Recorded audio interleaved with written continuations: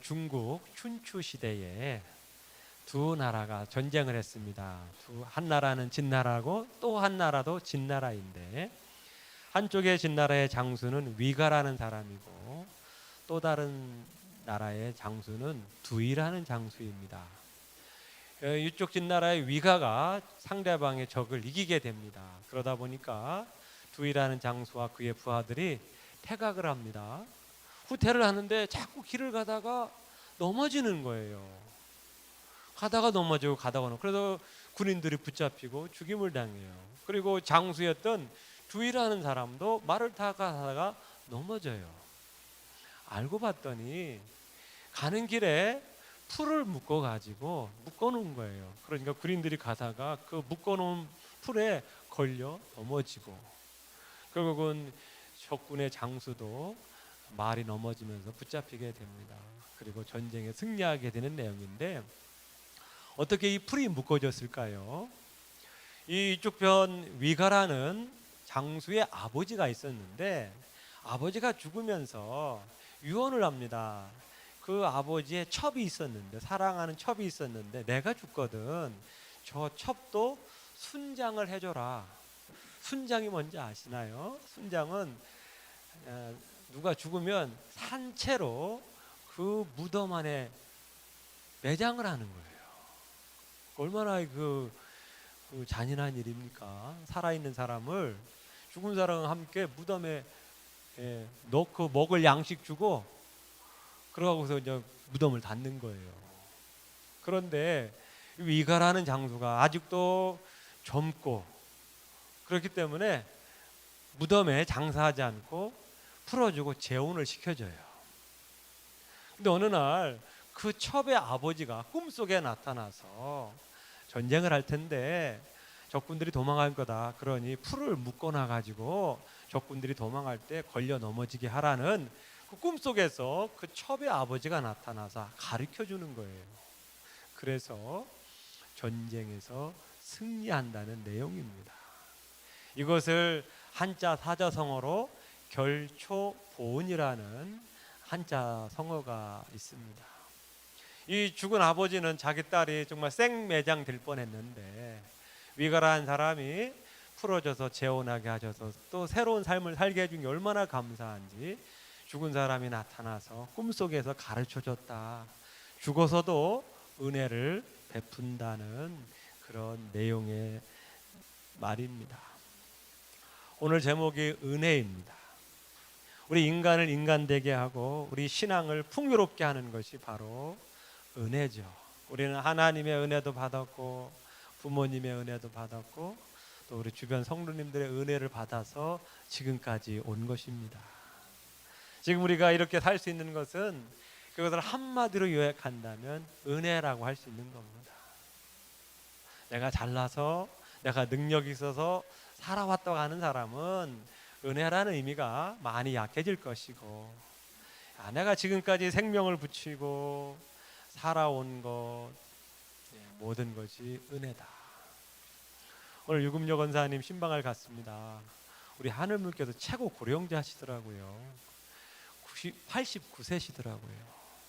89세신데 그분이 그런 말씀을 하셔요. 신방 안에 자기가 죽었어도 몇 번은 죽었을 거라는 거죠. 몇 번을 위기가 있었는데 죽을 뻔했는데 살아났다는 거예요. 지금까지 살고 있는 게 너무 감사하다는 거. 자기 집안 식구들은 다 젊어서 죽었답니다. 오래 산 사람이 없었다는 거예요. 그런데 자기는 89세까지 살고 있는 것. 또 여러 가지 수술, 또 쓰러져서 뇌출혈로 여러 가지 위험이 있었는데 지금까지 살 수 있는 것은 너무 감사하다. 은혜라는 겁니다. 여러분 지금까지 온 것이 여러분 노력으로 오셨나요? 아니면 하나님의 은혜로 오셨다고 생각을 하나요? 그것을 우리가 알게 될 때에, 이거 은혜라는 것을 알게 될 때에 신앙의 기쁨이 있고 감사가 있는 것입니다. 만약에 이 은혜가 없다면 우리의 삶은 메마른 사막과 같아서 삭막해요. 사람은 은혜로 살아가는 존재인데 은혜가 없으면 사람은 삭막해져요. 그래서 우리 참 인간이 되는 길은 은혜를 아는 자입니다. 부모님의 은혜, 또 하나님의 은혜를 아는 자인 겁니다. 신앙생활에 의미를 주고 오늘 우리 이렇게 나와서 예배를 하고 봉사를 할 수 있는 그 근원이 무엇입니까? 하나님의 은혜입니다. 나 같은 사람 이렇게 구원해 주셔서 하나님의 자녀 삼아 주신 것, 하나님을 수없이 배반하고 아프게 해드리고 충성한 것도 없지만 내가 이렇게 잘 살 수 있게 해주신 것, 하나님의 은혜 아닙니까? 이게 어려서부터 교회를 다니신 분 외에는 아마 교회를 등지고 사신 분들이 많을 겁니다. 난 절대 교회 안 다닐 거야 라고 하신 분도 계셨을 거고, 오히려 교회를 막 욕했던 분도 있으실 겁니다. 그런데 내가 지금 이 자리에 앉아 있다는 게 얼마나 큰 은혜 아닙니까? 그거 어떻게 설명을 하시겠어요? 내가 막 교회를 싫어하고 막 교회를 욕하고 교회 다니는 사람들 막 안 좋게 생각하고 안 좋게 말했던 나를 이렇게 지금 이 자리에 불러주신 것, 하나님의 은혜 아닙니까? 내가 지금까지 생명을 붙이고 지금까지 살아온 것, 은혜 아니면 뭐라고 설명을 하시겠어요? 우리 삶 속에서 누가 참으로 예배하는 자입니까? 누가 하나님을 향해서 봉사하는 자입니까? 은혜를 아는 자입니다. 은혜를 아는 사람은요, 예배 드리지 말라고 해도 예배 드리는 사람입니다. 왜? 내가 나딘 것은 하나님의 은혜이고 또 예배할 때에 하늘로부터 은혜가 오기 때문에 나를 더욱더 은혜롭게 살 수 있는 길이 예배라는 걸 아는 자들입니다. 누가 진정으로 찬송합니까? 은혜를 아는 자예요. 야, 오늘 찬양 가운데 저도 처음 부르는 찬양인데 너무 은혜로운 것 같아요. 하나님은 천대까지 은혜를 주시려고 하는, 얼마나 좋으신 분입니까? 자녀와 그의 자녀까지도 복을 주시려고 하는 이 좋으신 하나님이 어디 계셔요? 저는 오늘 우리가 다시 한번 은혜를 회복했으면 합니다. 다시 은혜의 샘이 터졌으면 합니다. 오늘 은혜를 아는 사람 다윗입니다. 다윗은 수많은 시편을 지고 감사의 찬양을 하신 분입니다. 왜냐하면 그는 은혜를 아는 자였어요. 하나님의 은혜를 아셨습니다. 지금 이가 왕이 된 것은 왕이 될 수가 없는 자입니다. 그 당시 가정 환경이나 문화를 봤을 때 이 다윗은 왕이 될 수 있는 사람이 아니었어요. 그런데 시골 동네, 베들레헴이란 작은 시골 동네에서 막내 8번째 막내 아들입니다. 양치는 목자로서 살던 사람이 지금 한 나라의 왕이 되었다는 것은 하나님의 은혜 아니고는 될 수가 없는 거예요. 사무엘하 7장 8절 이렇게 말합니다. 그러므로 이제 내 종 다윗에게 이같이 말하라. 만군의 여호와께서 이와 같이 말씀하시기를 내가 너를 목장 곧 양을 따르는 데에서 데려다가 내 백성 이스라엘의 주권자로 삼고, 하나님이 왕으로 세우셨다는 거예요. 여러분 아시겠지만 오늘 새벽 예배도 그런 말이 있었어요. 사무엘이 이새의 집에 가서 이새의 아들 가운데 왕이 있다는 얘기를 하니까 이새의 7명의 아들이 사무엘 앞을 지나가요.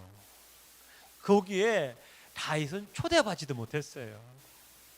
다윗은 막내 아들이기 때문에 저 들판에서 양을 치고 있었기 때문에 그 제사 지내는 잔치에 초대받지도 못할 정도였으면 뭐 말 다 한 거죠.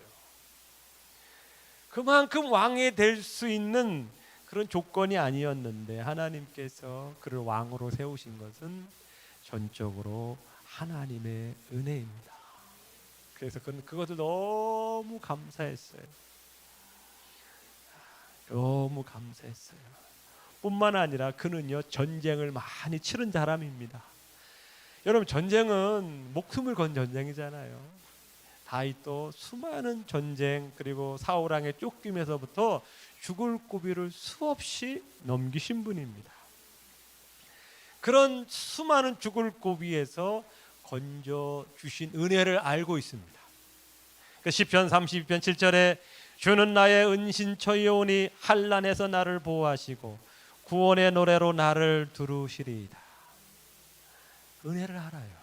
정말 죽어도 몇 번 죽을 뻔했는데 하나님께서 기가 막힌 웅덩이에서 구원해 주신 겁니다. 하나님이 돌봐주시고 하나님이 인도해 주셨어요. 그리고 그는요, 사람에게 받은 은혜를 기억합니다. 하나님 은혜도 기억하고 사람에게 받은 은혜도 기억해. 오늘 그 내용입니다. 사울의 왕 아들 장남 요나단한테요, 다윗은 많은 은혜를 줬어요. 한 번은 사울 왕이 다윗을 죽이려고 했을 때 요나단이 그 정보를 다윗에게 미리 알려줘요. 그래서 도망할 수 있는 시간을 만들어준 사람이 바로 요나단입니다. 그만큼 요나단이 있었기 때문에 다윗은 생명을 유지할 수 있었던 거예요. 그래서 오늘 요나단을 생각하니까 너무 감사해서 내가 어떻게 하면 그 요나단에게 보답할 수 있을까 고민하다가 지금 사울의 집안에 누가 살아있는지를 알아보라고 말씀하는 겁니다. 알고 봤더니 요나단의 아들 무비보셋이라는 사람이 살아있는 거예요. 근데 이 무비보셋에게 자기 할아버지가 가졌던 땅뿐만 아니라 이제는 그 무비보셋을 다윗이 사는 성에서 살게 하고 함께 식사도 하게 합니다. 자기를 살렸던 요나단을 대하듯이 무비보셋을 그렇게 대하는 겁니다. 이렇게 다윗은요, 은혜를 알고 은혜에 감사하는 자입니다. 왕이 되게 하신 하나님, 수많은 죽을 굽에서 건져주신 하나님, 그리고 자기에게 베푼 요나단 사람의 은혜를 기억하고 있습니다. 여러분, 은혜를 기억하고 계십니까? 나에게 베풀었던 사람들의 은혜를 기억하고 계시나요? 아니면 반대로 그런 은혜는 다 잊어버리고 좀 나에게 섭섭하고 좀 속상하게 했던 그런 것만 혹시 기억하고 있나요? 후자가 되면 우리 인생은 불행해집니다. 나에게 상처 준 거, 나에게 힘들게 한 사람들, 이런 것만 기억하면요, 우리에게는 기쁨, 감사가 없어요. 하지만 우린 살면서 하나님의 은혜 얼마나 많이 받았습니까? 부모님 은혜는 말할 것도 없고 우리 주변 사람들에게도 은혜를 많이 받았어요. 여러분, 주변 사람들의 도움 안 받고 살아오신 분이 계셔요? 다 받은 사람이에요. 근데 우리는 그런 건 다 잊어버리잖아요. 그런 은혜는 물에 새기고 원수는 어디에 새긴다고? 돌멩이에 새긴다고 그러잖아요. 잊어버리지 않는다고 하지 않습니까? 신약에서는요, 은혜를 아는 사람이 누구일까요? 그 중에 한 분이 바로 사도 바울입니다. 여러분, 사도 바울만큼 고생 많이 한 사람 없습니다. 수없는 죽을 고비 넘겼어요. 수없이 한 번은 사람들에게 돌을 맞아서 죽은 줄 알고 사람들이 갖다 버렸죠.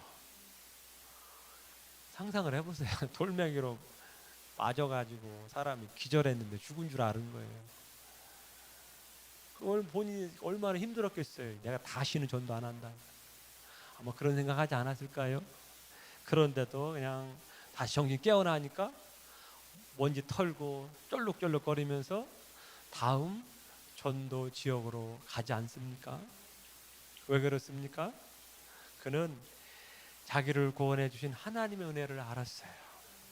자기는 아무리 평생을 갚아도 하나님께서 자기를 구원해 주신 하나님의 은혜는 도저히 갚을 수 없는 큰 빚을 진 사람이라고 자기를 여긴 것입니다.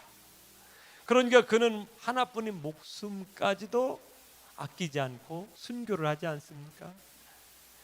순교가 사람이 할 수 있는 가장 큰 헌신이라고 하잖아요. 자기의 목숨을 바쳐서 하나님의 은혜에 보답하고자 하는 분이 바로 사도 바울이었습니다. 우리는 참 그런 면에서 우리 너무나 부족하죠.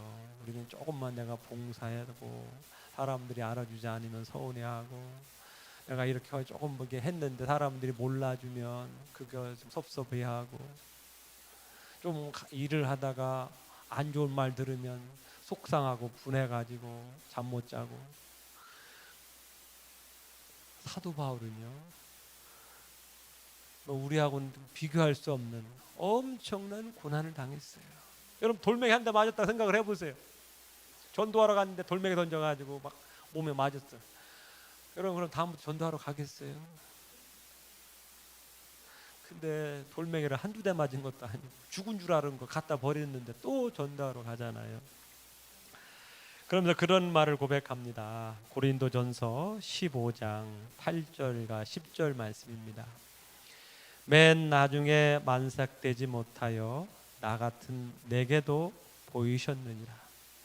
나는 사도 중에 가장 작은 자라. 나는 하나님의 교회를 박해하였으므로 사도라 칭함받기를 감당하지 못할 자니라.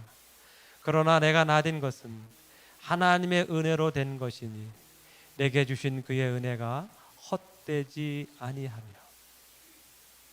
자기 자신을 죄인 중에 괴수라고 표현했고, 그런 괴수를 오랫동안 참으시고 기다리시고 구원해 주신 하나님의 은혜를 너무나 감사한 것입니다. 그렇기 때문에 그는 자기의 평생을 선교에 헌신하지 않습니까?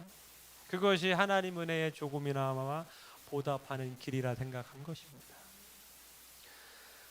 우리 신앙생활은요, 은혜로 하는 겁니다. 은혜를 아는 사람이 참 예배자이고요, 은혜를 아는 사람이 참 봉사자입니다. 은혜 없이 예배하고 은혜 없이 봉사하면 오래가지 못해요.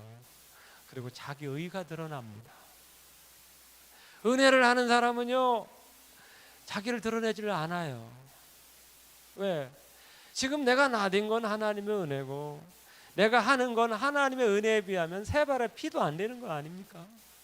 나를 위하여 이 땅에 내려오시고 나를 위하여 십자가에 못 박혀 죽으시고 매 맞으시고 고통당하신 그 하나님의 은혜를 생각하면 내가 하는 봉사, 내가 하는 헌신, 내가 드리는 섬김 너무나 부족하다는 거죠. 은혜를 아는 사람은 늘 부족함으로 살아가는 자입니다. 우리의 삶은 어떤가요? 은혜를 깨닫나요? 우리는 사람인지라 살다 보면 불평, 분만이 있을 수 있죠. 아무리 은혜로운 사람일지라도 사람인지라 인간적인 모습이 나오게 됩니다. 하지만 우리는 늘 십자가를 생각하면 나는 아무것도 아니구나.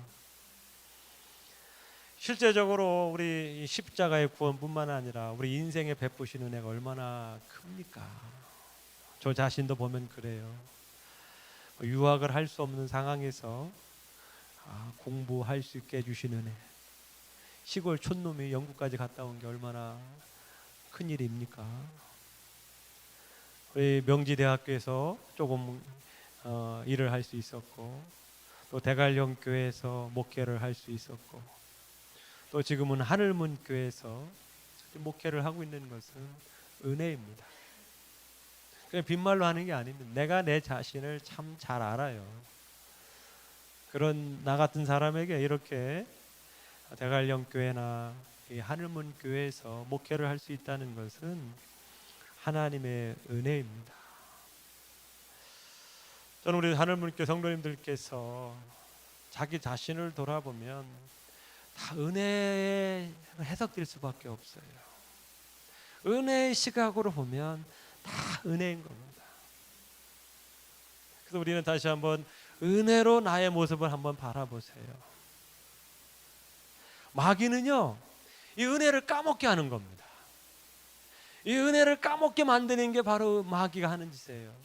그래서 우리 안에 이 은혜는 까먹고 우리 안에 불평, 원망을 만들어냅니다.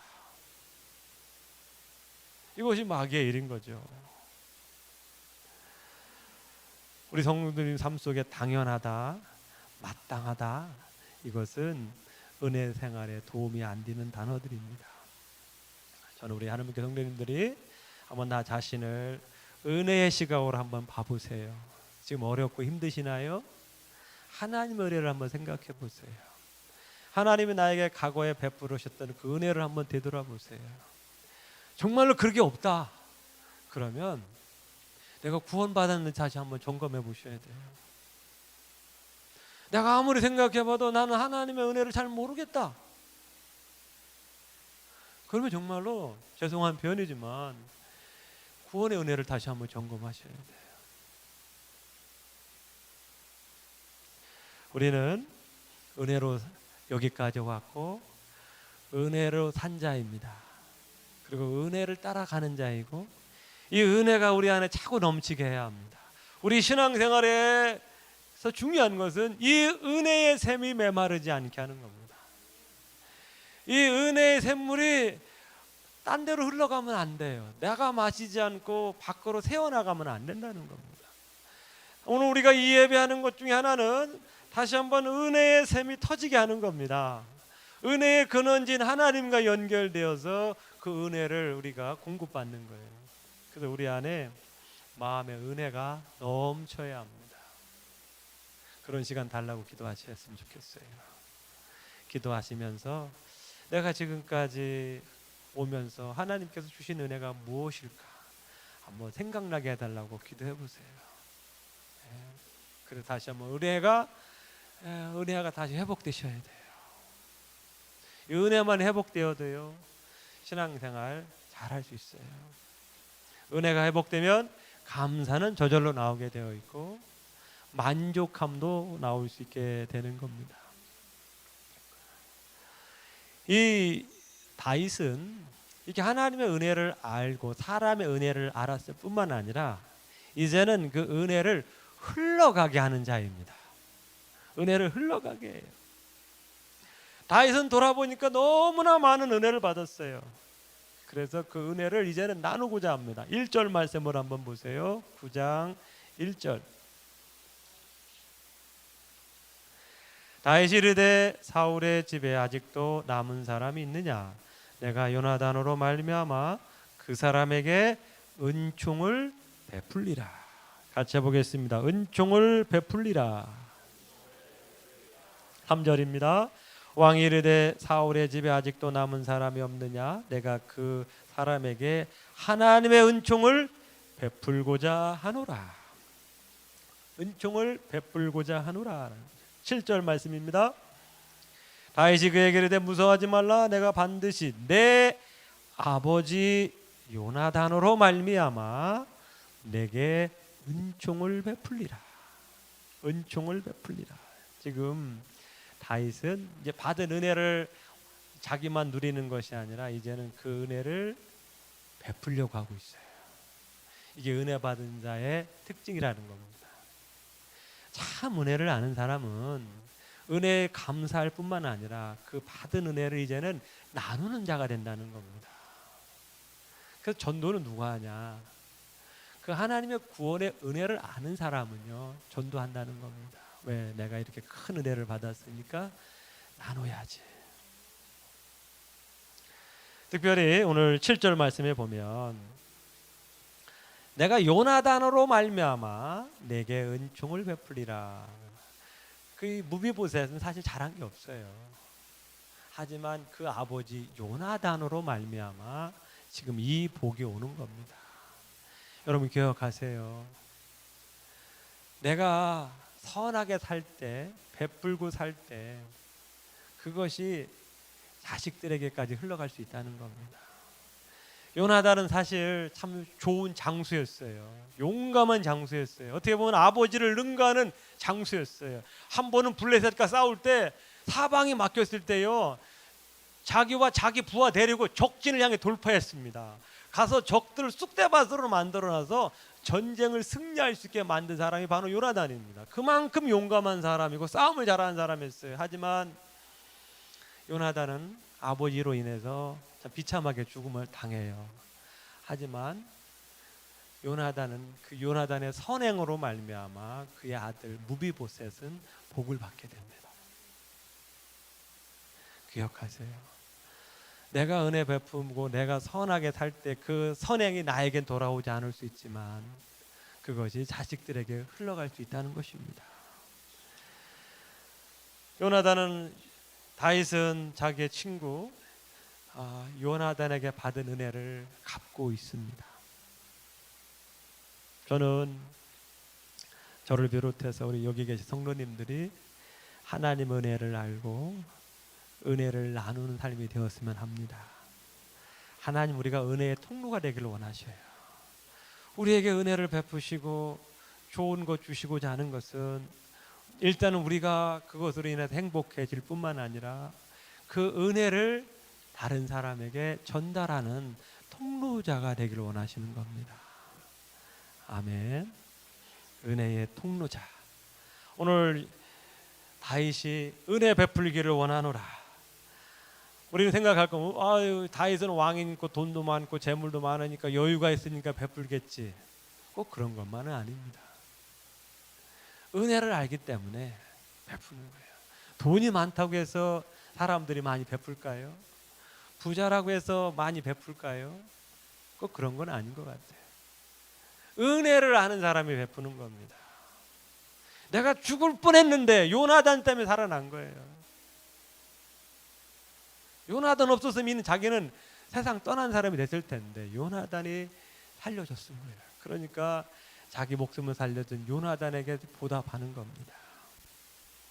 저는 우리 성도님들께서 은혜를 알고 은혜를 나누는 삶이 되었으면 합니다. 아멘.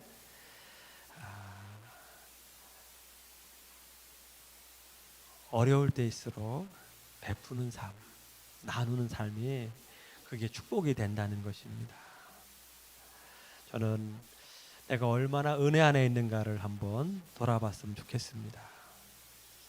그리고 내 은혜가 주변 사람에게 흘러가고 있는가 한번 돌아봤으면 좋겠습니다. 우리는 말로 은혜를 나눌 수 있죠. 우리의 말로 사람들을 위로할 수가 있고 힘을 줄 수가 있는 것입니다. 말 한마디가 사람들을 따뜻하게 할 수 있는 것이고 작은 섬김을 통해서 은혜를 나눌 수 있게 된 것입니다. 저는 특별히 하나님의 은혜를 우리 주변 사람들에게 나누는 일이 있었으면 좋겠습니다. 그것을 바로 전도라고 하죠. 저는 우리 성도님들께서 사람을 이제 정해놓고 우리가 기도하면서 섬기면서 전도를 했으면 좋겠어요. 전도는 일회성이 돼서는 안 되는 것 같아요. 될 수도 없고 또 그렇게 안 되는 것 같아요. 그래서 시간을 두고 계속해서 관계를 맺고 그러면서 가까워지고 이런 관계가 너무나 중요한 것 같아요. 그러기 위해서는 우리가 먼저 나의 받은 은혜를 누구와 함께 나눌까 한번 고민해 보세요. 우리 4월 첫째 주나 둘째 쯤 되면 전도 봉헌식을 할 겁니다. 전도 대상자 봉헌식. 여러분께서 올 한 해 내가 이 영혼을 지금은 이곳에 나와 있지 않지만 이 영혼을 품고 기도하겠습니다. 하나님께서 이 영혼을 구원해 주십시오라는 마음을 담아서 우리 전도 대상자 봉헌식도 할 예정입니다. 이제 우리는 하나님께서 우리가 받은 은혜를 나누기를 원하십니다. 은혜가 안에 머물면 썩게 되어 있어요. 물도 썩게 되어 있습니다. 하지만 물은 흘러가면 또 새로운 물이 넘쳐나죠. 또 그래서 흘러가는 겁니다. 저는 그래서 다시 한번 우리 성도님께서 은혜가 회복되었으면 합니다. 혹시 내 안에 은혜가 메말랐다면 은혜가 회복되었으면 좋겠어요. 저는 개인적으로 오늘 신기승 권사님이 나오셔도 얼마나 좋은지 저 멀리 세종에서 오셨습니다. 은혜를 회복하시고 은혜를 사모하시기 위해서 오셨는데 감사하죠. 여기 계신 다른 분들도 정말 오늘 피곤하신 몸에도 불구하고 나온 것은 다시 은혜를 얻게 한 거 아닙니까? 은혜가 있어야 신앙생활 삶이 행복할 수 있어요. 여러분 바쁘시더라도 내 안에 은혜가 떨어지면 나는 끝장이다. 은혜 없는 신앙생활 바람직할까요? 은혜 없는 신앙생활은요 힘들어요. 메말라가요. 삐걱삐걱 소리가 나게 되어 있어요. 그래서 우리가 은혜를 회복하는 데 힘써야 합니다. 은혜의 샘이 넘쳐나야 합니다. 아멘. 오늘 무비보셋을 보세요. 무비보셋은 두 다리를 저는 사람입니다. 왜 두 다리를 저냐? 전쟁 났을 때 피신을 가요. 근데 그 무비보셋을 안고 가는 여자가 그 어린아이를 떨어뜨려요. 떨어뜨려가지고 두 다리가 절개돼요. 자기 할아버지는 전쟁터에서 죽고 자기 아버지도 전쟁터에 죽고 패가 망신한 집안입니다. 지금도 자기 집이 없어서 남의 집에 얹혀 사는 인생이에요. 다리가 아프니까 일도 할 수 없어요. 재산은 다 빼앗겼어요. 그런 비참한 인생이었어요. 그런데 다윗이 그를 찾아낸 겁니다. 찾아내서 어떻게 합니까? 그 할아버지 사울왕의 모든 재산을 다시 돌려주고 종을 붙여주고 더 나아가서는 다윗의 밥상에서 같이 밥을 먹게 하는 왕자 같은 그런 신분을 회복시켜 주는 겁니다. 엄청난 은혜인 거죠. 무비보셋은 한 게 없어요. 한 게 아무것도 없어요. 하지만 다윗이 전적으로 은혜를 베푸셔서 재산을 회복되고 그의 신분을 다시 회복하는 놀라운 은혜를 받게 되는 겁니다. 이게 바로 은혜라는 겁니다. 우리가 누구입니까? 우리가 정말 하나님 보실 때 야, 저는 구원받을 만하다. 쟤는 제가 구원해 줘야 되겠다. 그래서 구원해 줬나요? 우리가 뭐 선행을 하고 좋은 일을 하고 하나님 보실 때 올바른 일을 해서 야, 쟤는 꼭 구원해 줘야 될게 해서 구원해 줬나요? 아니잖아요. 하나님 보실 때는 우리는 구원받을 만한 그런 게 없었어요. 하지만 하나님께서 우리를 선택하셔서 우리를 불러주셨기 때문에 하나님의 자녀가 된 거 아니겠습니까? 이것을 전적인 하나님의 은혜라고 하는 겁니다. 여러분 8절 말씀을 보세요. 그가 저라에 이르되 이 종이 무엇이기에 왕께서 죽은 개 같은 나를 돌아보시나이까. 자기 자신이 정말 죽은 개 같은 인생이었다는 거예요. 살 집도 없어가지고 남의 집에 빌붙어 사는 그런 존재였는데 어느 날 다윗이 찾아와서 불러내더니 왕궁으로 데려가고 재산을 회복시켜주고 왕자의 신분으로 왕과 함께 식사를 하는 아주 높은 자리까지 올려주셨다는 거예요. 이게 은혜 아닙니까? 우리 똑같아요. 우린 지옥 갈 수밖에 없는 죄인이었는데 하나님께서 무조건적인 사랑으로 우리를 불러주셔가지고 하나님의 자녀 삼아주시고 영원한 생명 주실 뿐만 아니라 하나님의 자녀 삼아주셔서 평생 우리와 함께 해주시는 이 은혜, 우리가 잘나서 그랬나요? 내가 좀 똑똑하고 세상적으로 괜찮아서 하나님 나를 이렇게 불러주셨나요? 죄인 중에 죄수인 우리였습니다. 그럼 우리를 하나님이 불러주신 거예요. 이것이 은혜라는 겁니다. 이것이 은혜입니다. 신앙생활은 다시 은혜를 회복하는 거예요. 여러분 좀 어려움이 있고 힘듭니까? 마음에 짜증나고 불평이 생기나요? 그럼 여기 앞에 여러분 왼쪽에 있는 십자가를 한번 바라보세요. 십자가를 한번 묵상해 보세요. 할 말이 없어집니다. 내가 좀 막 교만해지고 내가 의거고 사람들이 내가 이렇게 노력하는데 알아주지 않습니까? 그래서 섭섭합니까? 그럼 이 십자가를 한번 바라보세요.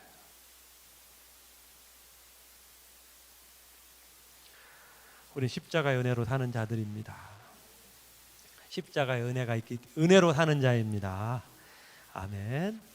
이 은혜가 회복되었으면 좋겠습니다. 지금은 사순절 기간을 보내고 있습니다. 사순절은 이 땅에서 예수님께서 오셔서 우리를 위하여 하신 일들을 기억하고 특별히 우리를 위하여 고난 받으시고 십자가에서 죽으신 그 은혜를 기억하고 감사하고 다시 은혜로 충만하는 시간이 되기를 원하는 시간입니다. 성도님들 은혜가 충만하시길 축복합니다. 은혜로 예배하시고 은혜로 찬양하시고 은혜로 기도하세요. 하나님이 우리에게 새로운 은혜를 주실 줄 믿습니다. 아멘.